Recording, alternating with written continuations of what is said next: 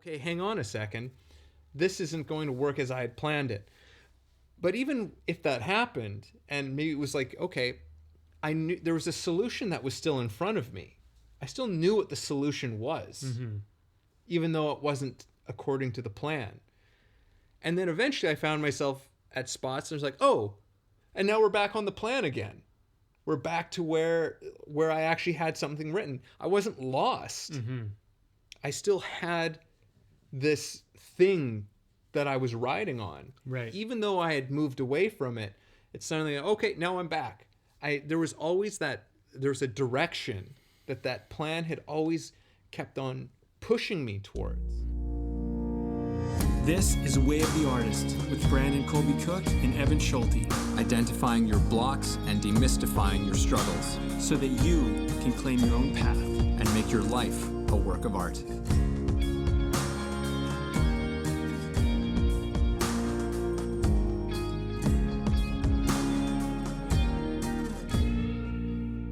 Welcome, folks. Welcome, one and all, to another Way of the Artist podcast. We're getting ourselves set up here for what we think is going to be a really great topic. Like many of our topics, this one kind of just came along by us having a conversation, as we often do with each other, Brandon. Yes, as we do. And we're like, you know what? That would be a great thing for us to dive into, for us to explore, see what we find. I mean, we've already kind of had some stuff, obviously, that's started to percolate. Yeah, Nice. Nice. Real nice. That's how in sync we are, people. That's how in sync we are. So this one is all about planning to improvise. It's a bit of a play on words here. We're talking about planning. We're talking about improvising. We're talking about the value of these things. We're talking about the relationship with each other, and the balance that these things have with each other, and see if we can, again, demystify some of the things that we often think about what planning is, what improvising is, the value of each of these things. Let's get into it. Yeah. Well, it sounds like these things contradict each other, planning and improvisation, but there is an element of both that are always at play. I mean, as you're making a plan, you are kind of improvising as you're thinking about, okay, well, I'll do this or this will whatever. And then when you're in the moment, the plan in some form is probably going to go to shit. You know, we all kind of know this, right? Rarely do things go perfectly to plan. Yeah. Exactly as you expected them. But sometimes they do, and that's fine. But the improvisation is responding to that moment, in that present moment when things shift or change. And in a lot of ways, we want to also bring in how you can have a plan for when you get to a moment where you need to improvise. An example of this might be, let me use the example I shared with you earlier, which was like, you have, maybe you're in business and you're talking to a client, and that client says, or potential client says, I don't have enough money. They want to do the course, or they want to do the program, or whatever thing it is you're offering, or the service. They want to buy the thing, whatever it might be. But their limitation is they don't feel like they have enough money. You don't want to be working that out in the moment. You want to have already thought about that. So one of the things that I've done is I thought about, okay, well, when I didn't feel like I had enough money to do something I wanted to do, but I still managed to do it, what did I do? What was my problem solving? What was my solution? Because if I can share my solutions or my options with them, they might realize that they have more options than they thought. And that you can plan for. So you can plan for things to go wrong and then improvise in the moment when or if they do. You know, every once in a while you're going to be working with a client, and, you know, for example, for the people who are in business, and this can work in other things, I'm sure, but you'll have that person that just, they have no problem. They're just like, they have their time sorted out, their schedule is worked out, their money is worked out, everything's worked out. They're like, great. They're like, yep, I want to do it. Boom. You sign them up. All good. You work together. Awesome. But a lot of people, most people have some limitation, and usually it's around time or money. And sometimes it's around relationship. Like, they don't feel like they can do something without permission from someone else or whatever. And that's something that you might need to help them work out. For example, you could be working with somebody who they go, well, I got to talk to the wife, or I got to talk to my parents, or I got to talk to my friend, or blah, blah, or whatever. They like, or I got to think about it. But you could preemptively come up with solutions. Like, okay, well, if you're going to go and think about it, let's think about it right now. Let's think it all out. Let's work it all out right now. You know? And I think the key thing too is, like, if you're flying by the seat of your pants in that moment, you might pressure them and they can't think. So if you plan, you can be like, let's just take a moment. Let's sit here in silence on the call if we need to. Let's just be here and let's work out some ideas. Well, I have one idea. Why don't you try this? You throw one in the hat. Okay. You know, blah, blah, blah. Or something might come up and you might realize it's not that they need to think about it, but it's like, well, I'm just scared if I make this investment or if I put this time in that it'll take me away from something else, or, you know, and what'll happen is if you work together, you can figure things out. But my point is, if you don't plan for that to happen, you're going to be kind of winging it and a lot of things can go wrong. So planning to improvise, and that's just an example, planning to improvise is about being prepared for the moment. And then in that moment, the improvisation is, I'll respond. But I have a few options is what I can do. In fact, planning in many ways could potentially, I'm going to throw this out there. Sure, yeah. We could define planning as preparing the ability to respond. Yes. You know, because the plan itself is not a response. Right. You know, like but it creates a place where we can respond from.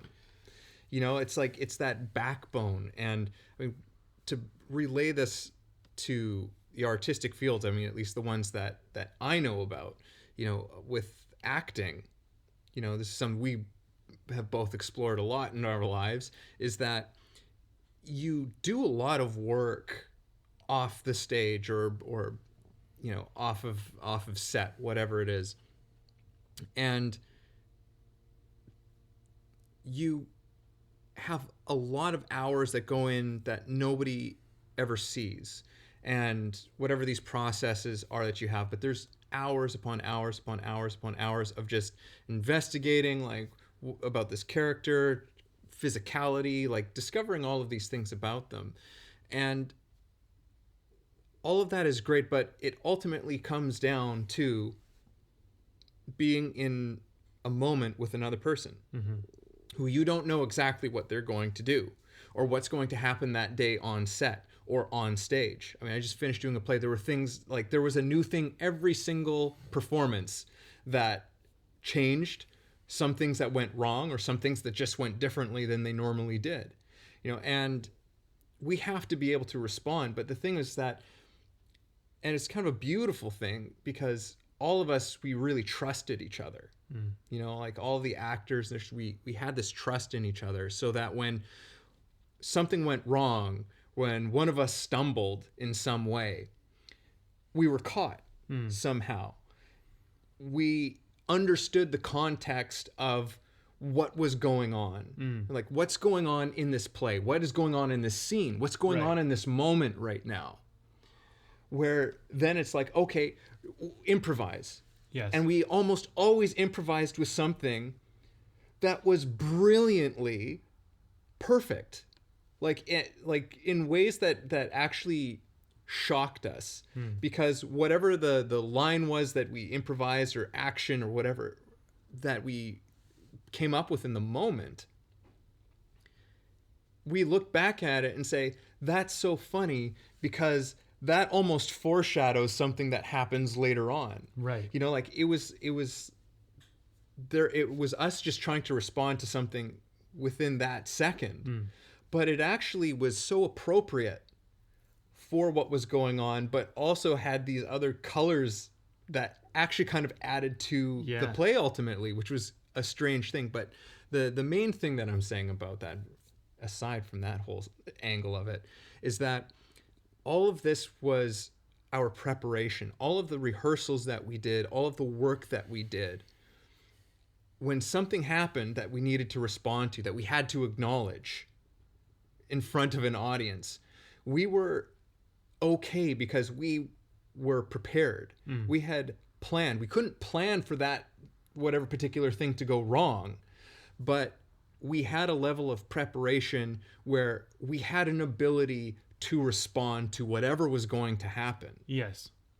And you could argue too that your preparation was all your years of practicing, and training as an actor, right? Like all the time you put in, and this is a lesson that I'm really kind of learning in this juncture in my life, is like all the time that I've put in to whatever I've done is all preparation. It's all preparing me for whatever. I don't even know what's about to come, but I'm seeing it happen all the time. And when you have an innate ability, seemingly innate, or some natural ability, I would argue that somewhere along the line you were prepared for it somehow. And I like to kind of say you were prepared for it. Think about that. You might not have even prepared, but you were prepared for it. Like it's like the world prepared you to something else so that, think about that word, prepare. Like it's a pre-pairing. So when you get paired up with that moment, you have already been paired with that moment. So you're already ready for that moment. And the other thing to consider is that you don't always know how much you're prepared. You don't know like how much your life and just that's why I love how these conversations go, because we relate so much about like our personal lives into it. Your personal life is a preparation for the moment. So when you're in the worst of it, when you're in the shit, like I like to always stop and go, okay, this is probably helping me. This is probably preparing me for something. This is probably a gift, even though I can't see it right now. Trust and have faith that later this will pay off somewhere, somehow, in some way. The other thing I'll share is two things I wanted to share. One is that there's usually only so many things that can go wrong. Like there's only so many things that you need to adapt to. So like, for example, with like a client, a new potential client, it usually runs into, I don't have enough time. I don't have enough money. It's a personal limitation, like an internal, like they just don't feel like they can do it. Or it's a relationship one. They usually fall under those categories. You can get more specific, but usually it's going to have to go under that. So a lot of your preparation work can just be like, okay, it could go wrong with this, or that. And you can preemptively kind of go like, well, what do I do? And so, for example, if you're an actor and you're doing a play, what if a phone goes off in the middle of your play? You could prepare for that. You can already get ready for what you'll do, how you respond, and how you'll deal with it. And it might be in theory, but you can start to think of some options. Well, I could pretend it's not there as one option.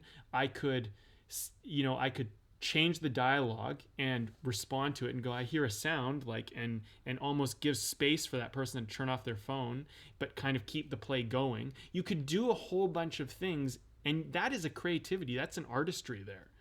And one last thing I'm going to say. Yeah. When you're prepared, there's no reason to fear. This is a key element that I've learned.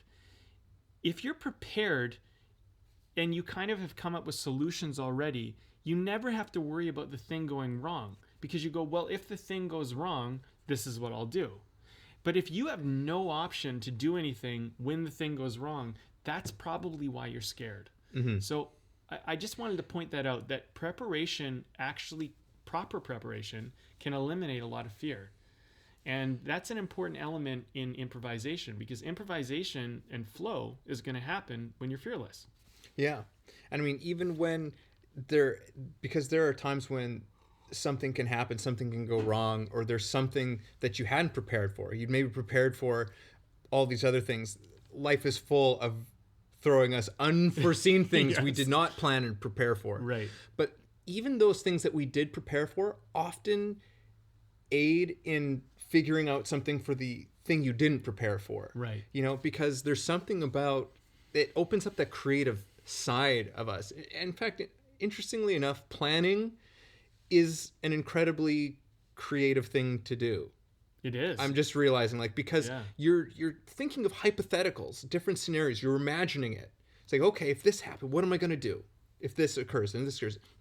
It may never occur. If it does, you're prepared for it. If it doesn't, or something else happens, you've already kind of got yourself into a state of problem solving. Yes. Figuring out how you can, and so you're still in a great position to improvise something, right? Because you've been building up that muscle. It's like going back to that whole prepared thing that you were just talking about. I just wanted to share this story because it's still just kind of going over what we just said, but it was a story that a friend of mine who's a producer and an amazing guitarist, we went out for a hike, and we were just shooting the shit, and he was telling me the story, not us talking about like being present and planning and stuff like that, but he was sharing a story about when he was in a band when he was younger, and him and like one of his other bandmates, they used to practice doing like the guitar throw, where they would like throw the guitar around their shoulder. Okay. If you've ever seen that move, it's like you have your strap swing on, it around. it swings it around your body. Right. And so they, planned and prepared this. They've rehearsed this thing of like, they do it like synchronistically at the same time. They would chuck this thing around and play, and they did it in lots of shows. And one show that they did it, they go and they swing their guitars around.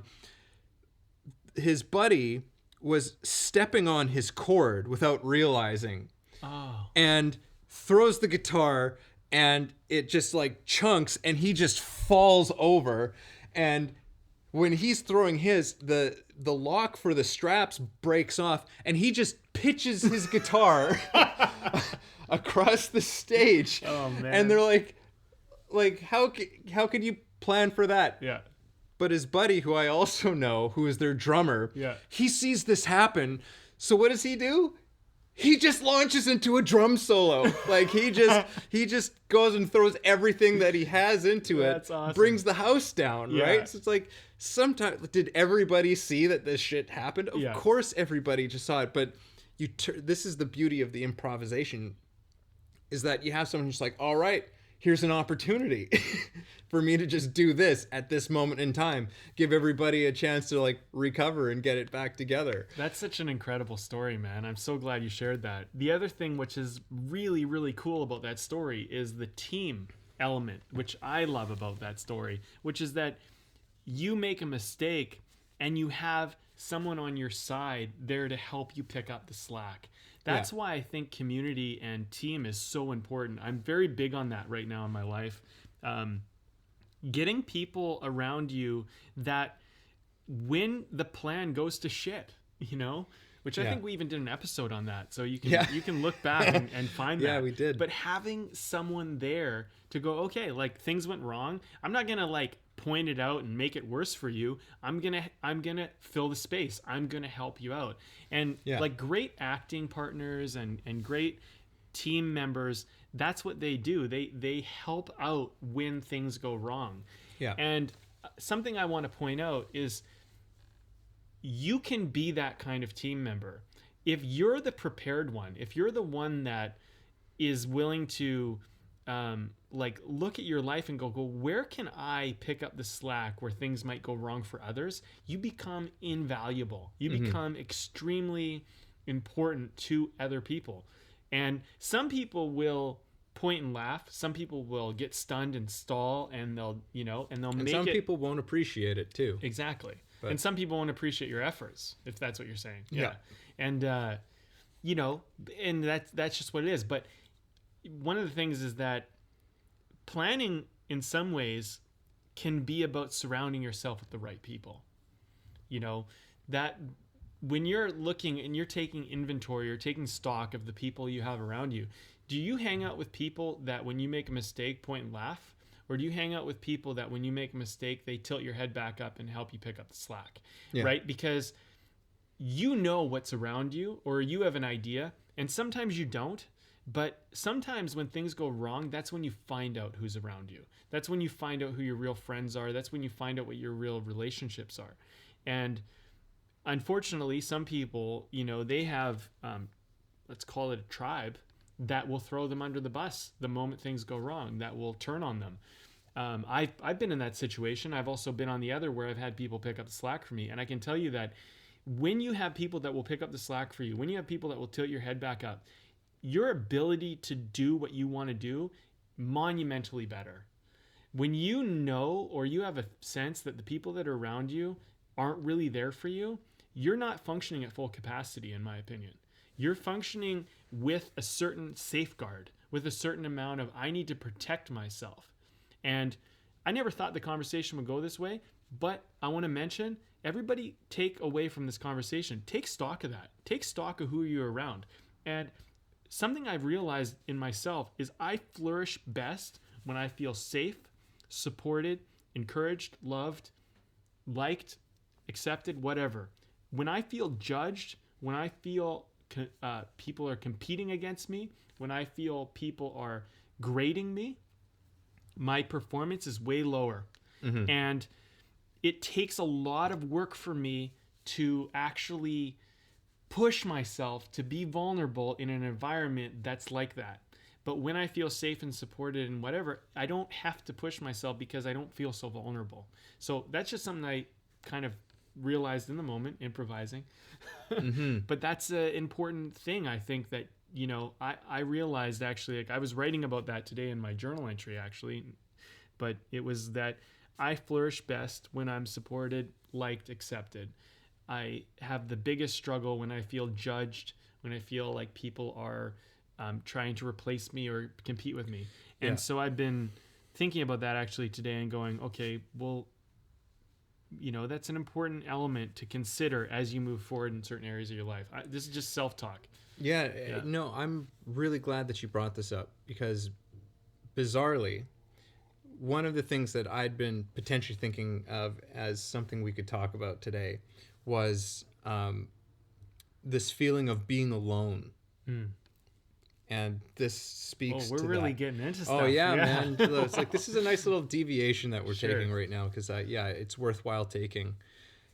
It was because it was something I was thinking about. It's something that I was in contact with myself. I was really acknowledging how alone I felt in a certain moment. And how completely unnecessary that was. And how completely false that whole idea was. But it was what I was feeling. Mm-hmm. It was just a misperception of sorts. And it came with this realization of that we are never, ever alone in anything. Even if you can't necessarily see the people there for you. You know, it's like maybe you don't have a group of people around you who are supportive and they're judgmental and they put you down and they ridicule you. I mean, these are not people that are worth having around because you will feel alone in the presence of those people. Yes. It is better to leave those people, and even though you might not have found your tribe yet, they're out there. This world is full of people who are meant for people like you. Mm-hmm. You know, like it's an incredible thing. There's something for everyone out there. And it really, for me, it begins with sharing your passion. Yeah. Sharing what moves you. Yes. What is your fire? You start sharing that with people, you're going to start to find that your tribe forms around you very quickly. Yeah. People are a beacon, right? We're always shining a light and sending out something for each other to see. And this is actually related to preparation because I really do believe that so much of preparation is just you shining your light, shining whatever it is that you say you want to do or you say is important to you, and you shine and you shine and you shine. And it might feel like nothing's happening for a while, but all of that shining is attracting people. It is being seen. One thing, okay, I'm going to share a story. When I was younger, I was very neglected. Nobody was around. I spent a lot of time alone. And I used to have this sense, and also like I went through kind of a bit of a bullying stage. Like I was bullied a lot in high school and just kind of rejected, and I felt a lot of people are surprised by that when they meet me today. But I used to actually show up to places and I didn't even think it mattered I was there. And I was literally I'm not joking. I was surprised when people remembered me. Like, I was like, you remembered me? Like I actually, that's how invisible I felt. Like, I honestly felt I didn't matter at all. And I used to be so surprised that people remembered me or remembered something I did or said or whatever. And it took a while for me to actually realize that my presence actually mattered. And it took even longer for me to realize that my lack of presence even mattered, that people noticed when I wasn't somewhere. That was another thing that like kind of blew my mind. Now, maybe for some people this is obvious. For me, this wasn't. But I do think that in some way we all kind of have this sense of how much do I actually matter? How much do I actually make an impact? So you are always shining when, especially, like, you're shining anyway, but when you shine your passion, people are noticing that, and they might not say anything the first few times that they interact with you, but I can promise you, listen, from my own personal experience, it is actually landing. People are taking that in. And sometimes it takes people a few times of interacting with you before they're going to take notice. Maybe it even takes more. But your job is simply to shine. And I think that's a really important part of preparation, because you shine and you shine and you shine, and then people notice and they notice and they notice. And then all of a sudden you get into the moment where they're noticing and you're shining come together to enough of a point where you have an opportunity. And preparation, that's why I'm saying, is like, it happens sometimes without you noticing it. So you want to set yourself up so that almost like you don't even have to be conscious about what you're preparing for yourself, if that lands. That's kind of what I realized. That was a big, huge, massive realization for me. I mean, man, to come from a place where I literally didn't think it mattered if I showed up or didn't show up to somewhere, or people, I didn't even think people would remember me. To get to a place like this, I mean, man, that was a major transition in my life. And I stand by that. Like, I put my hand up and say, like, if you feel like you don't matter, I can guarantee you do so much more than you realize. Yeah. I feel like I say that on a lot of these episodes, though. I remember that I think it was on our old podcast, on the B&E podcast, we did one on being seen, on that you are seen. Right. Like, you might not think you are, but you are, and you're having an impact, whether you like it or not. Yeah. But, well, that was a good little side step. I like that. I mean, it wasn't even a total side step. It was related, of course. Well, it's all related. You said something to me once. It's all grist for the mill, including the mill. Yeah. And I really try to take that, with everything I do, and really consider that things that seem totally unrelated are often actually a lot more related than you realize. Yeah. Often shockingly so. Yeah. I want to just dip into the rabbit hole, if I will. Sure, let's dive down it. Of this funny, paradoxical relationship between improvisation. Presence and improvisation kind of go hand in hand. Yeah. And planning, and I think we've already started to talk about it, but for me, there's this fascinating relationship that exists with all things that appear as opposites, because opposites have a relationship with each other in the fact that they're opposites. Right. That. Well, explain, because people might not totally understand. So it's like I'll do my best, Brandon. Sure. You put me on the spot. I'll help. But when planning implies improvisation, because good point. As improvisation implies planning, because one cannot be what's one without the other. One does not exist without the contrast of the other one being there. Mm-hmm. However, the funny thing when you look at any of these opposites is when you find the harmony that's actually between them. like the interrelatedness. There's an interrelatedness. There's a beautiful functioning of when they come together in a very beautiful way. And we've been touching on it with some of the things that we've been saying so far. But I want to talk about it a little bit more directly. It might seem a little bit philosophical, but to me there's a real reality to what I'm saying. Can I say one thing just quickly? Yes. Entering this conversation when I was younger, I might have looked at improvisation and planning a little more like black and white. There's one and then there's the other. And I think what you're pointing out is how there's kind of a gray to it. There's a symbiotic kind of like relationship between the two, and one doesn't really happen without the other. And you know, I think sometimes we do life like I'm improvising or I'm planning, but I'm not doing the other while I'm doing this.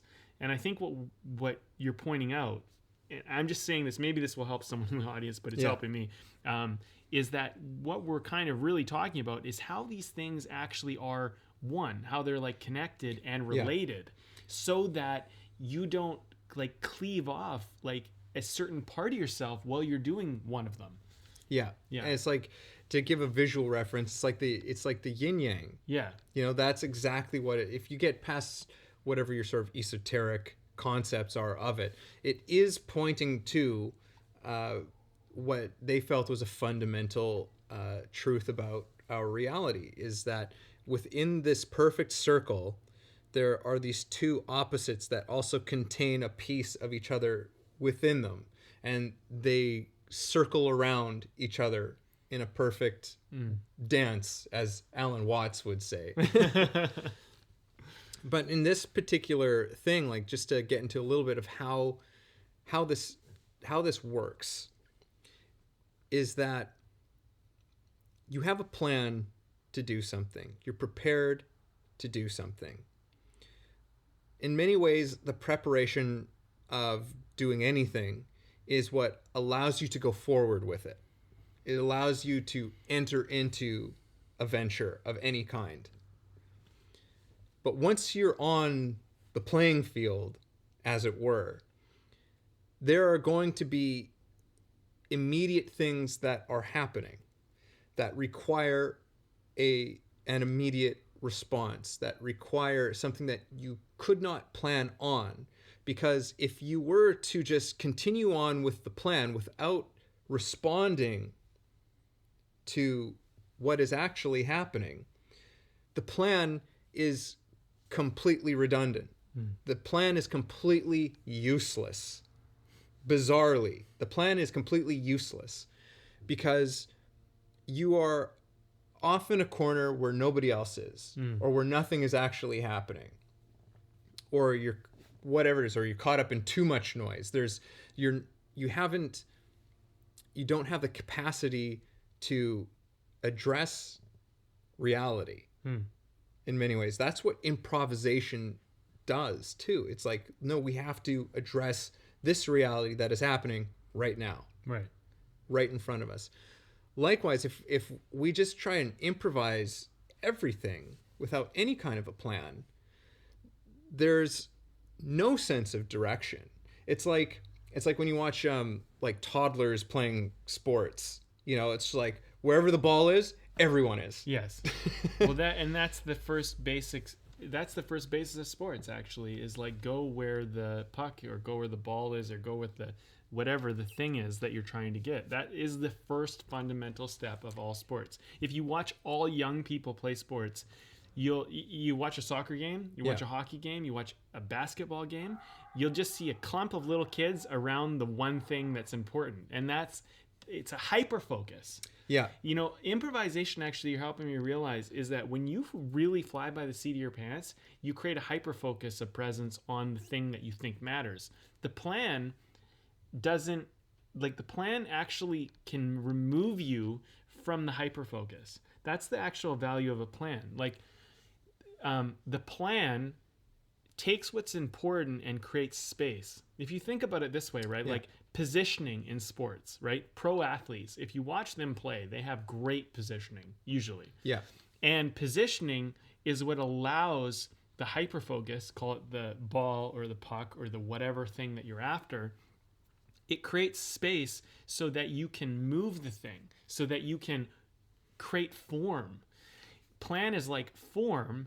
And, think about like dance or anything without form. I mean, think about a painting without form, without a frame. It's like, if someone was painting and they thought, oh, I'm just going to paint here. And all of a sudden you realize the canvas is like all over this area and they only painted in the small corner. It's just a white blank canvas or whatever with a tiny little painting in the corner. And it's like, It might sell. It might, but it might by kind of fluke. Yeah. You know what I mean? Planning is kind of like looking at the whole thing. I mean, it would be one thing if you had an artist that said, I'm only going to paint in this corner, recognizing that they had a whole frame. It's another thing to have an artist that only paints in a corner, not realizing that they had an entire frame to paint with. Yeah. That's an accidental, maybe creative success, but like if it, you know what I mean? In many ways, what I'm kind of seeing is like, because I want to, if I may, I want to Sure. change one of the words that you said, because you said hyper-focus. Okay. And I'm like, it's not hyper-focus as much as it is a narrow focus. Because like there's nothing, like hyper-focus is a great thing, but a hyper-focus can take in account the macro and the micro. Sure. And this is maybe another good way of looking at this, is that in many ways the planning is the macro. And the improvisation is the micro. Yes. Because the plan gives us a greater perspective of the whole field, of what's going on. Yes. Because if you were to put to continue with athletics, if you were to put or even with art, like if you put a bunch of musicians let's switch it up. Let's do musicians. Let's put a bunch of musicians together and just say like, play anything. Yeah. Right? It's going to sound like a calamity. Yeah. It's going to be unpleasing. With sports, just like they're just going to be everywhere. If you put that next to a team that has put or a band that has been practicing, planning, rehearsing, It's organized. it's organized. Suddenly we have music, or we have this team that's just going to destroy the other team. It's like, because they're all just running off to one area, wherever the ball or the puck or whatever is. And meanwhile, you've got this team that's just dancing around them. Okay. I want to share a story because it can go the other way too. Yeah. But a plan is necessary, because here's an interesting thing. I was playing for a team. We were undefeated. We were an incredible team. We won provincial cup. We did it all. Yeah. We're playing this one team. They're like a shitty team. They're not good. Like they're low in the table. But in the first half, we like couldn't score on them. We're like exhausted. We're like running around. None of us, at least not me. Maybe the other players had some idea what was going on. I had no idea what was going wrong. I remember we came in at halftime, and our coaches explained to us they're playing kick and run, which is basically you just kick the ball at the field and you run after it. And what would happen is we kept kind of like getting the ball. We work the ball up. We pass. We're on position. We're all playing. We're like this really like elite team. They just kick the ball up and run after it. Yeah. And they're like chaotic. And our plan was not working against them. So our coach said, okay, he said, they're kicking and running, and we're going to kick and run. We're going to plan kick and run. We're going to actually get organized about kick and run. And so we went in the second half and just obliterated them. But in the first half, we couldn't even score a goal, which is so interesting. But we went at halftime and evolved our plan. Very was also responding. There was improvising to what was yes. going on, because the plan you came in with was not working. Right, and that's the thing where a plan can fail you when you end up in a scenario of like chaos. When you end up this happens in poker. I hear a lot of the time. I played a bit of poker. I'm pretty decent, but you'll play against these players who don't know how to play, and they play chaotically, and then sometimes they'll win, and they'll win big pots because you're trying to read the player. You're trying to go back to your principles of like how to do it, and it doesn't work because they don't play by those rules. They don't play by that. Yeah. They're fully improvising, and the thing is, or this is their plan because they also know all of the rules that you're playing by. If they're planning, then they're dangerous. Yeah. But if they're not planning, they're beatable. Yeah. You know what I mean? So you know, if you have a plan and improvisation, you're always more well equipped. I think that's basically the point that I want to make here. But yeah, it's funny because sometimes you have this plan and you go, yeah, we're going to walk in, we're going to do this, and it just does not work. Yeah. You well, know? I mean, like, yeah, we did that one podcast a while back about like systems, right? And I had read, I think it was Ken Wilber in one of his books. He said like, because a plan and a system is they're pretty much almost the same thing. You could almost use it interchangeably, I think. But basically, his thought was any system or a good system is one that lasts long enough to get you to your next one. Right? That's a great saying. I love that. Because eventually it's going to break down. Yeah. Right? At some point it breaks down and you need to come up with a new one. That's just, again, the nature of life. Things change, things evolve, things we need to adapt, we need to continue moving. You know, well, plan is predictable. That's another thing, right? Like that's why plans don't always work because, you know, like, you know, if you look at like sports, for example, like fighters, like prize fighters, they will study each other and come up with a plan based on what that person tends to do. And so, you know, if say, for example, if anyone knows Mike Tyson, you know, Mike Tyson, he's funny. Actually, he's a funny guy. But people would come in with a plan because they knew he was a heavy puncher. They knew he wanted to get close. But Mike Tyson had an interesting saying, which is like, everyone has a plan until they get punched in the face. Yeah. Which I love that because that is how it feels when your plan goes to shit. And if you're not prepared to get punched in the face, if that's not part of your plan, then you have not planned in anything, in my opinion, because life will punch you in the face in its own little way. And sometimes you don't certainly can. Yeah. Sometimes it welcomes you with open arms too. Sure. But sometimes you get punched in the face and sometimes you don't know what being punched in the face is like. But part of, I think, doing anything is being willing to get punched in the face, essentially. Like, you know, part of what's going to make you fearless is planning for things to go wrong and not have an answer for it. Not have an improvisation to get your way through it, but to just get knocked on your ass and get back up and go again. And that's all you can do. I feel like that's an important part of what we're talking about, because I think a lot of times when people plan, they try to plan as though they can somehow dodge certain things. And I personally think, and this is just my opinion, everybody needs to get knocked on their ass a little bit in life. You need to realize your limitations. And it's not like it's not like you should look at it like I'm limited, but look at it like, okay, that's as far as I could go. Now let me get up and be better. But you know, if get you're up not, and go further the exactly, next time. If you're not getting knocked on your ass somewhere, you're not finding out what you're made of. Yeah, and that's actually, in many ways, that's part of the game of life. That's part of what makes it worth living. Yeah. Because again, if we could plan for everything, you know, we think that this would be a fantastic thing, but it actually would not, because if we actually knew how everything was going to go, how everything was going to work out, the direction of everything, it would be incredibly boring. Yeah. We would just be like, well, what's the point? We wouldn't bother with doing anything. Yeah, we already know how it works. We already know how it's going to end. What's the point in that? It's like watching a movie where you already know how it's going to end. You know, well, I mean, depends if the movie's good or not. You know, sometimes it's worth watching one that you already know. But poor metaphor, Brandon. Poor metaphor on my part.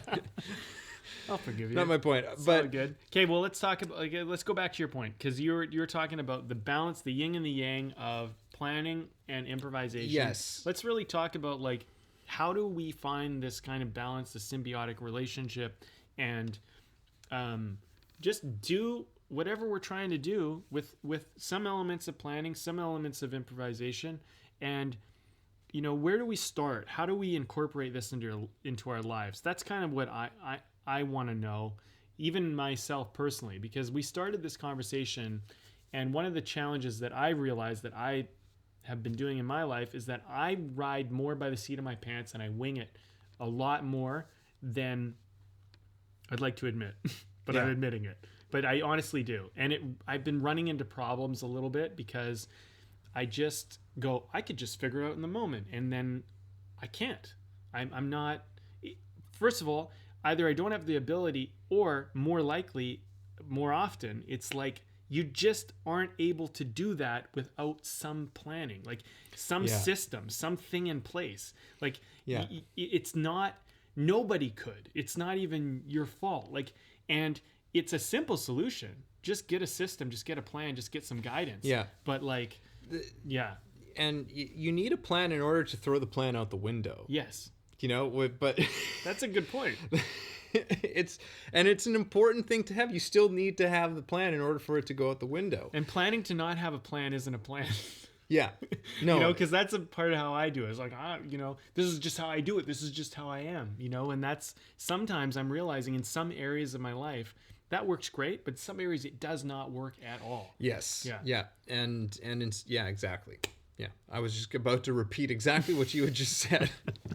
Okay, well, let's get into it. So let's get into it. You know, it's Brandon, do you remember when we took that we took a course with Dov Simmons? Yes. His weekend filmmaking workshop. Excellent course, by the way. Excellent course. Loved it. He's such a great dude. Yeah. I don't know how you'd feel about being called a dude, but anyhow. He'd probably yell at you a little. Yeah. But I remember when he got to this section of the course on script writing. How do you write a script? And it was a simple kind of formula, basically, that he learned from an actual screenwriter who's been a working screenwriter for years. And basically what they did was they had a sheet of paper and they wrote 1, 2, 3, 4, all the way down. And each number was the scene. And you would write exterior, interior, wherever it was. And on that line, you would just write out, this is what happens in this scene. Just like the bare bones of, this is what happens. And then you do it for the next one. It's like, okay, so then the next scene is this. Blah, blah, blah, blah. Here's where it is. Here's the gist of what happens. So simple. It was such a simple thing, but that is a plan. What's actually happening there is a plan for a script. Right? That you've already begun. You know, that's part of the process. But I used that actual method and that process when I wrote my first feature script. And it frickin' works. Yeah. And I've used it since because of its simplicity, which was another thing we actually talked about, talking about today. Like that it gets a little bit of an honorable mention today. Yeah. But it was so simple, and it creates just a simple through line. It's like, okay, yeah, here's how the story basically flows. As I started actually writing the script, some of this stuff changed as I was actually doing it. You know, like but even if something was altered or changed, it's like, okay, this scene, for some reason, it's not going to work the way that I had originally planned it. Because there's something better. There's a better solution, or there was a better opportunity within whatever was going on. Now that I was involved in the minutia of it. Again, we're this whole macro and micro situation happening. It's like I had this whole macro thing laid out, but now that I'm dealing with the micro, it's like, okay, hang on a second. This isn't going to work as I had planned it. But even if that happened, and maybe it was like, okay, I knew there was a solution that was still in front of me. I still knew what the solution was, even though it wasn't according to the plan. And then eventually I found myself at spots, and I was like, oh, and now we're back on the plan again. We're back to where I actually had something written. I wasn't lost. I still had this thing that I was riding on. Right. Even though I had moved away from it, it's suddenly, okay, now I'm back. There was a direction that plan had always kept on pushing me towards. I don't know. That's it. That's all I've got. But I'm saying this just as an illustration of this harmony, this balance that exists between them. Because if I just stick to the plan and I ignore the fact that, you know what, there's either a better opportunity or this just simply isn't going to work now that I've actually put, the rubber to the road and this is starting to take shape. We have to address the things that are changing, because otherwise the plan is useless. But if we don't have that plan, we have no direction. There's no sense of direction, because if I just thrown out, it's like, oh, okay, well, now I've run into my first hiccup and now I have to change it and just throw everything else away. Well, now I don't necessarily know where I'm going anymore. But you keep that's where the plan can still, even when you deviate from it, how it can still inform the rest of the process. Because I'm like, well, I still kind of know where this has to go, where this has to get to. And it pulls the whole thing along. It's an interesting thing, because I think this also ties into kind of the law of vision. And vision is something that I've been working out a lot in my life, because I have very grand vision about certain things. And I find that for me, my vision, I'm not scared to make it big. I'm not afraid to do that. I know that can be a limitation for some people. They make their vision smaller so that they, but they don't ask or look or make the intent for what they really want. I don't find it challenging so much to make the intent of what I want. But I do find that in the process of going from step A to wherever B, that is that vision, let's call it, that I do find I experience things like overwhelm and confusion and personal doubt, right? And I can see that that's probably why a lot of people don't have bigger visions, because they're scared to face those feelings. But when you create a really grand vision, something I've learned is that usually there is no plan. There's no way of making a plan for how to actually make that vision happen, because it's so grand that it's so beyond what you're capable of planning. And so one of the big lessons that I've learned is that you plan to the point that you know you could get to. So for example, you have this grand vision. Maybe you want to build some kind of empire or something, right? Like you want to build some maybe massive acting career or whatever you want to do, right? And you want to be up there holding the Oscar. You want to have done like several feature films that made an impact on the world and whatever. So that's your thing, right? That's what you're looking at. But you don't know how to get there. You don't even know how to get an audition for a commercial, and that's where you're at, right? So you kind of look at it and you go, okay, well, what could I do right now? And one of the things that I've been really taking a lot of stock in is the concept that when you have a big vision, you have a step towards that vision, and your plan becomes that step. So you don't minimize your vision to that step and make it, my vision is this step. I want to get on a TV series. It's like, no, you don't just want to get on a TV series. Fuck that. You want to get on a feature film. You want to be acting with these actors, and you want to be holding a fucking Oscar at the end of the day. Or you want to be Lifetime Achievement Award, or whatever your thing is. Yeah. So let's not pretend that that's not true. But right now, your thing is, I just want to book a role in a short film, or I just want to get a bigger role than I've ever gotten, like a guest star or whatever. I'm just using acting. So you don't make your vision smaller, but you plan for what you're aware of, and you work at making that plan happen. And once that happens, then you can make a bigger plan for the next step. Yeah. And one of the things that I've been just really learning is to minimize, like not minimize, but simplify the plan. So I can actually work with what is possible at the moment. Because think about it this way. There's a lot of things we want, but there's like prerequisites to having that thing. So you need to do this first before you can do that.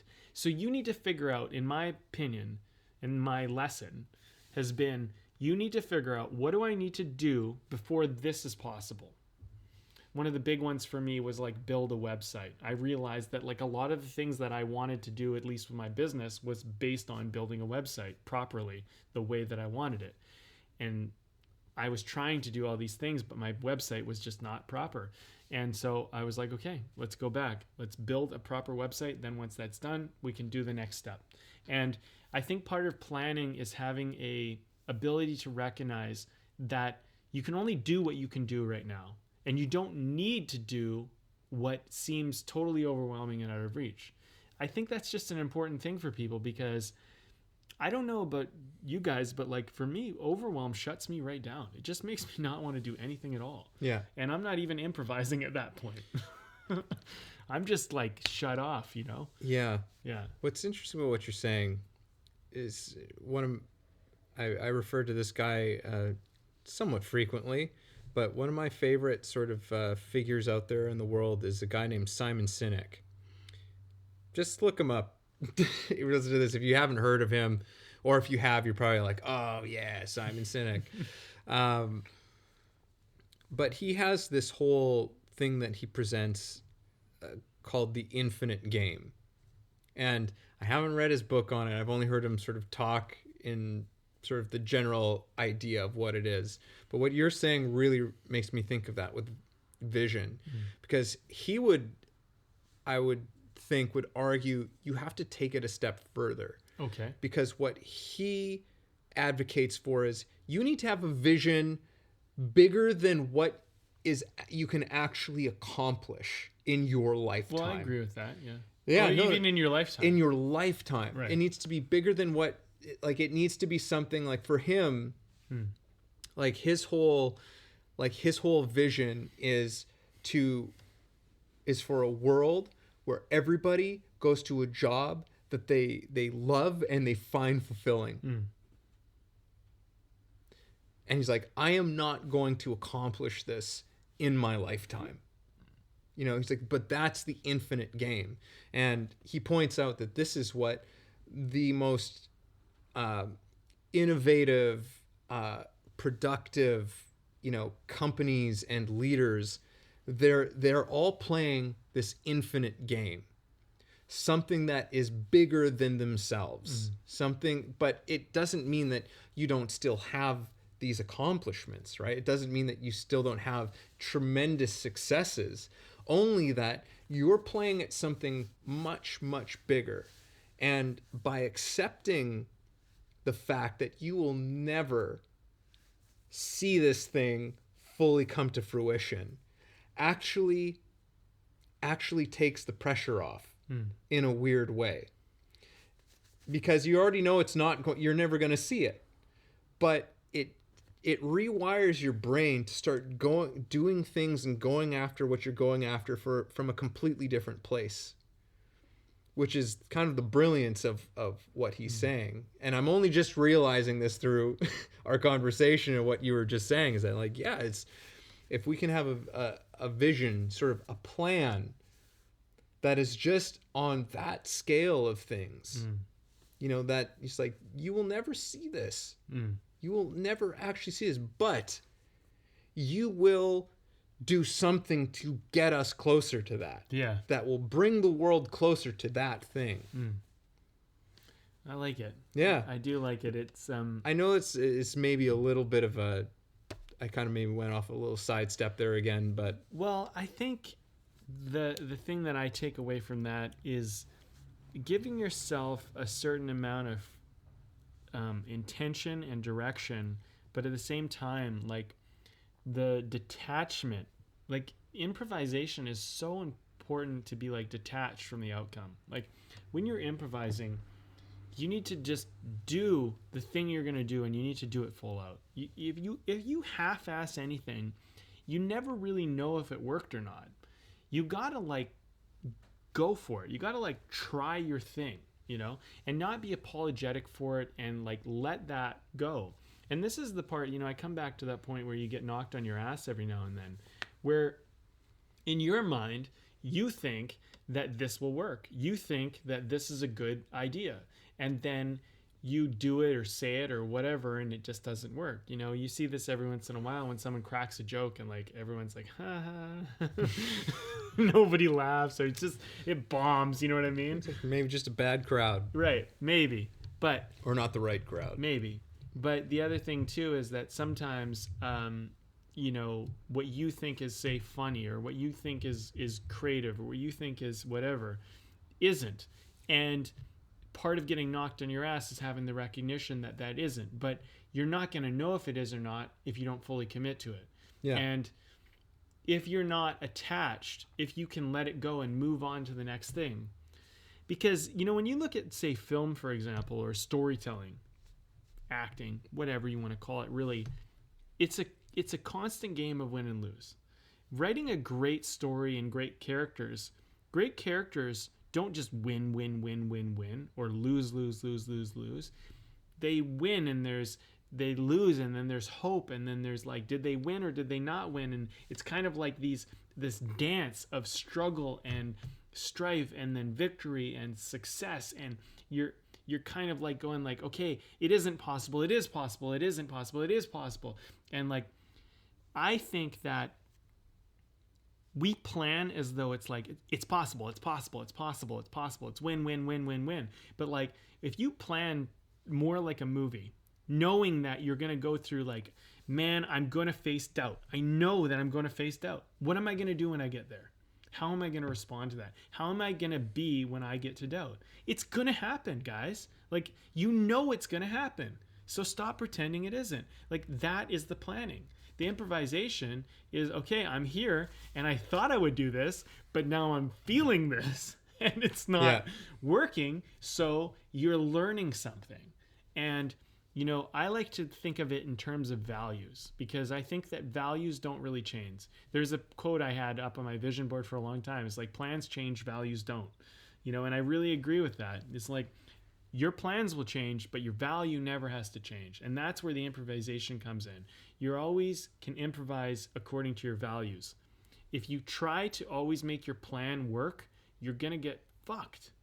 Yeah. But if you always rely on your values, it doesn't really matter what happens, because you know inside what's important. You know what matters. And when things go wrong, you can still stick to what matters.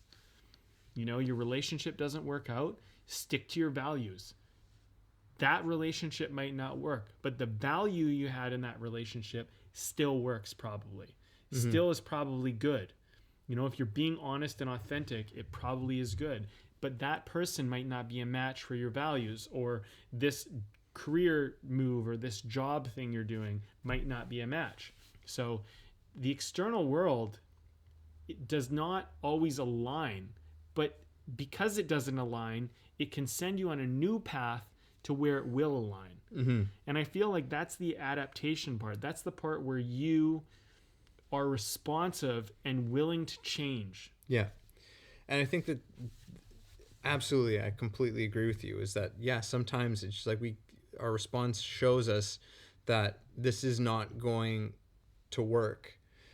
But on the other side of it too, though, is sometimes it's just what you learn is that what you have needs a certain setting, needs a certain place, you know, because like there's plenty of stories, especially in the artistic world, of artists who brought their work to someone or to many people, and they all said no. They all passed on it, and they said, no, thank you, I don't think so, doesn't work for me, blah blah blah blah blah. And then they got a yes somewhere along the line, someone who said, I'll no, there's something to this, I like this, and they become sensation, like these, you know, overnight sensations, quote unquote overnight sensations. Always people who've usually been planning and preparing for a long time.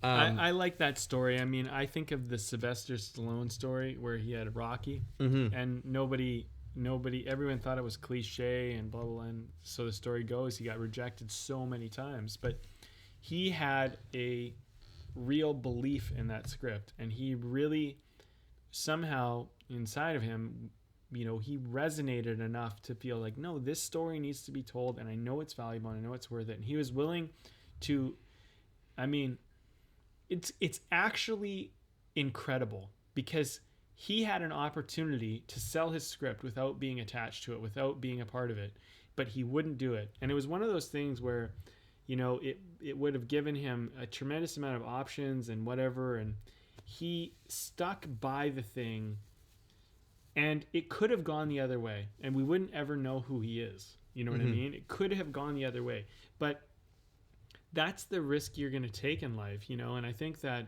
you bring up a good point, is that sometimes you got to just check in with your heart and not make your response to the plan based on what happens in the external world. Sometimes the external world is not going to go along with your plan. But if you are steadfast, if you really believe that this is important, and you're like, and I think this is where it becomes like this, like, you have to like have this kind of like inner honesty with yourself. There's like, do I really believe in this, or am I just being stubborn? Like, am I just being kind of like bullheaded? Because there's a very fine line between just like, I'm going to force something and I believe in something.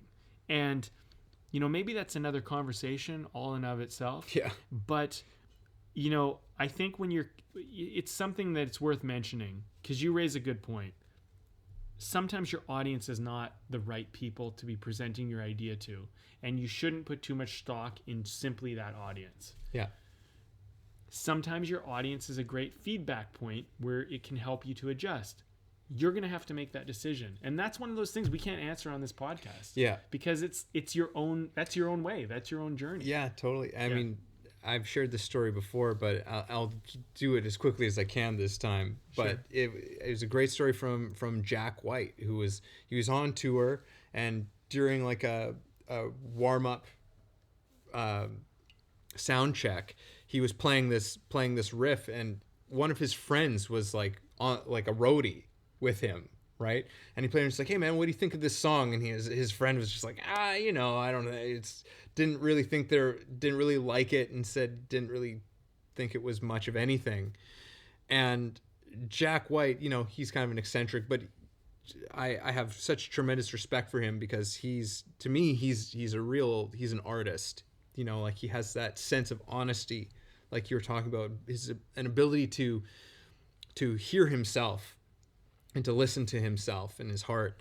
And he said, no, there's something to this. He's like, I think there is something to this thing that you've just shot down in front of me. And that thing was Seven Nation Army, like probably their biggest song, his biggest song that he's ever done. Mm-hmm. Seven Nation Army is huge. And had he just listened to that external pressure and response, you know, we would never have that. He would have never created that song. But there's something there that just says like, no, I have to stick with this, because there is something here.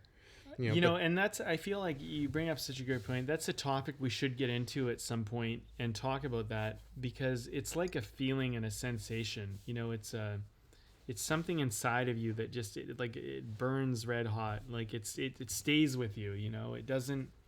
You know, maybe you kind of forget about it for a bit, but it keeps coming back. And that's another part of, you know, the artist journey. But, you know, you bring up a good point, because this is the thing about artistry in life, not just being an artist. It will give you so much that it's hard to decipher. And when we're having these talks, that's what Evan and I are really trying to do. We're trying to share with you some of our insights, some of the things that we've gone through interviews with other artists. But the thing that I would say is, like, we're all in this together, and we're all going through a lot of the same things. And my wish is simply that people will go out there and not only trust their own voice a little bit more, but walk their own path, and maybe dare to venture out into something that is inside them, and share that with the world. And, you know, I hope this is just a little element, like even if it's a fraction of a percent that helps you on your journey. I hope it does. And I think sometimes that's all this is. It's just a little bit of a nudge in the right direction, a little bit of a perspective shift to give you just a little bit of a foothold, because, you know, maybe you're struggling and your plans aren't working, or maybe you don't know why things aren't going to plan. And maybe this helps you kind of just work that out a little bit, you know? I mean, I think what's interesting is we always start these conversations from that place. It's like we're struggling with something in our own artistry and our own kind of career, and we kind of talk it out and we work it out, and we go, well, let's share a little bit of that. Let's talk, and then we share it, and like we have a plan. But then, I mean, I'm discovering stuff as we're talking about it. So it's, we literally do what we say. We don't say it and then be like, yeah, off with you. Go do it, like we're in this with you guys. Like we're all in this together. Totally. Yeah. We're hashing this out and having discoveries but that's part of why we do this, because we love having the discovery of it. This is, exactly what we're doing here exemplifies this exact thing that we're talking about. We have a plan in the sense of we've created the foundation to record a podcast, to do this together, to put this out into the world. There's that thing that has been laid out, but all it does is it creates the opportunity for us to have this conversation and for things to surprise us. Yes. There you go. And that's what makes it so great. So let's wrap it up. But what do you think of this little brew we had? I've been enjoying it. This is nice, juicy, nice and juicy. Yeah. Yeah. This is nice and juicy. Odin Brewing Co. I don't know if we ever had this one before, but it's called the Galactic Space Dragon.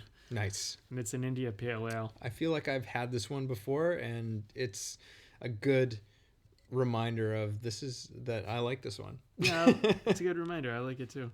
I like their can. Yeah. I don't know. It was an option that I looked at and liked. I wanted a space dragon in my life. Yeah. So that's what we're drinking today. Delicious. I Keeps like it. the conversation going. Yeah. All right. Final thoughts, my man. Final thoughts. Well, I mean, I don't know. It's for me. Some of the things that were just interesting discoveries for me on this one was this sort of macro and microcosm that I touched on a few times. I thought that was a super interesting thing that helped me get perspective as to what the relationship is between these things, what their function is. And yeah, really that what planning actually is, what preparation actually is. And in many ways, all it is it's creating the space for you to improvise. But you have to create that space, because you can't improvise without the space. You need to have the space. The space is what you have to work off of. But you can't just be floating out there. I mean, you can, but there's not going to be a particular direction to it. And I mean, who knows? Maybe there's some value in that. There's probably some value in that. But for me, really where the greatest value is where we find that harmony between them. So that's really it for me. For me, it's actually made me kind of more excited about being a bit more of a planner, because I'm more of like a person. I'm like I sometimes avoid trying to plan stuff out, and more so just improvise. But I have a greater appreciation for what planning and preparation is bringing to the table, and how that's actually, by doing it, it gives me greater strength and power and trust in the improvisation that I do. Well, I would take away the same thing myself, because I definitely am more of an improviser, more fly by the seat of my pants. And I find that planning to me, it always feels a little bit like bogging me down a little bit. Like I don't want to be limited to the plan, kind of thing. And you don't have to be. And you don't have to be. And I think that's a big thing that I'm taking away. I would also say, like you pointed out, how it creates space. And I think that's such an important element, because I really do believe that improvisation is about setting the stage for yourself, creating a playground for yourself, a sandbox, so to speak, in which you can do something. And if you go back to like even improvisation rules, like of actually playing improvisation, like as an art form, it's yes and so I would say that when you make a plan, consider that your plan is yes and it's this and possibly that, and possibly this and possibly this other thing. And consider that your plan is limited to what you've seen so far, and that it might be more expansive when you get there. Doesn't mean you don't want to make a plan, but if your plan doesn't go to shit, but it goes bigger than you hoped, like if things open up more than you hoped, I hope that you'll be willing to try.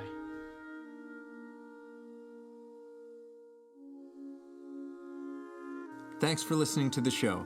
If you got something out of this, if you feel it improved your life or your journey in any way, please take a moment to subscribe, leave a review, or share the episode. You can also support us on Patreon, where we have tons of great bonuses. You are the ones that make the show possible and help us to thrive.